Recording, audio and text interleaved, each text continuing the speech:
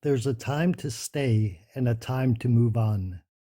With winter approaching and temperatures dropping to 40 below in just a couple of months, it's a good time to move on from the summer cabin. I don't know why people complain about not having money. The worst thing about moving is packing everything up, but when you have no money like myself, you don't have much to pack. I'm going to miss this summer cabin a lot. One of my goals before I got to Alaska was to live in a cabin in the woods, and it was all that I imagined it would be. Maybe after this winter, I'll be able to find a cabin where I can live year round, but those are tough to come by near Denali. Or maybe I'll like my winter home and decide to remain there year round. I'll let you know in March 2025. I wanted to live closer to town my first winter in the interior because I decided it was in the best interest of my life not to have to drive 30 plus miles round trip on streets covered in ice just to pick up a bag of Cheetos at the grocery store. I found a couple of winter cabins that were about 8 miles from town, but that was still going to be a 16-mile round trip, and I would also have to come back to this summer cabin in 7 months. I really wanted to find something I could stay in year round, knowing if I liked it, I could stay, and if I disliked it, I could come back here to this cabin next April. And I found that place only 1 mile from that bag of Cheetos. But it's not a type of home that I ever had any interest or thoughts about living in. It's a tiny house. When I saw this tiny house the first time, I was a bit undecided. My friend said it best when he saw the pictures I sent him of it. He said, "That's not a tiny house, that's a tiny, tiny, tiny house." But after 8 hours passed, I decided that this was in a great location for the winter, and if I don't enjoy living here, I can move again in the spring. This tiny house sits about half a mile off of a seldom used side street, with nothing around other than someone living in a log house on the same property. And there's an empty, unoccupied tiny house between us where I can store some larger items like my ladder and summer tires. This is okay for me because the tiny house is heated with electricity while the log house is heated with propane and logs. So if the area happens to lose electricity or the electric heat has any kind of issues, I don't have to freeze to death, but instead I can sleep in the downstairs bedroom of the log house until the lights come back on. I was told that the young guy living in the log house is very private, and that also fits me well because even though we live on the same property, we both will have plenty of privacy. At the same time, he is aware this is my first winter here and has told the owner that if I have anything I need help with, he would be happy to help.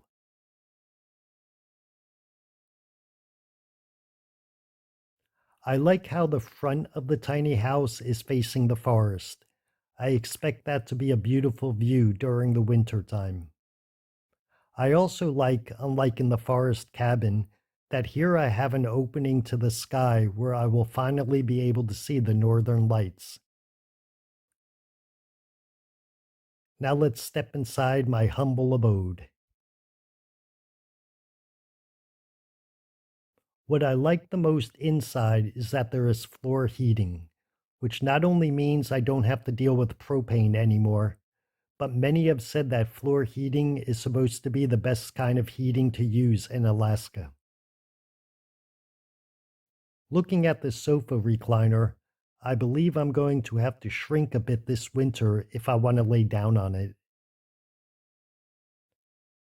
I like the big window above the sofa, and I also like the glass front door. Not so much so that the sun shines in, because even in the summertime, there isn't much sun in Alaska, and during the winter, there's a lot less.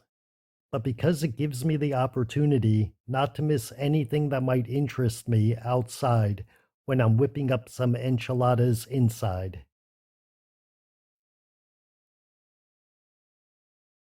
The kitchen is big enough for one person, and although this is a dry, tiny house at the moment, I can take water from the log cabin faucet and fill up a jug underneath my sink so that I can have some sort of running water for dishes or whatever. On this side, I have a small refrigerator and a few other little things, and then in the back here, I have a compost toilet as well as a shower. The reason the shower is in this dry house is because they just completed building this home and they didn't have time to hook up the shower or the sink to the water tank, which is probably one of the reasons I got this place so quickly. And because about 50% of the people who live in Healy do not have running water, there is a laundromat with showers across from the grocery store, and I'll just use those over the winter. I'm not really fond of these steps because I have a feeling 50% of the time I'm going to be rolling down them like a runaway watermelon, but I was surprised that upstairs was a bit more spacious than I had expected. I haven't really decided yet what I'm going to put up here and in what direction I'm going to be sleeping in. I'll decide all of that once I get unpacked and settled down. I may even decide to sleep downstairs and use this area to put all of my extra things and clothes. This was probably the fastest home tour that you've ever experienced. And I do understand that some of you may be thinking how awful it's going to be to live in this small place. But I have to ask myself, how many people can say they not only lived in a cabin in the woods, but also in a tiny house? Or how many people can say that they lived in an empty motel, a cabin in the woods, and a tiny house all within 1 year? I still can't believe I did those three things since October 2024. I'm not the type of person who looks forward to doing something just to get a new experience. This tiny house wasn't in my plans. It's what I was dealt with. But I'm also not the type of person who turns away from something that I may find interesting to do. And who knows, maybe in 5 months or 7 months from today, I may really enjoy living in a box the size of a large microwave dinner. And if I still haven't somehow convinced you that this is going to be fun and interesting, look at it this way. Things could always be worse. I could be living in Philadelphia.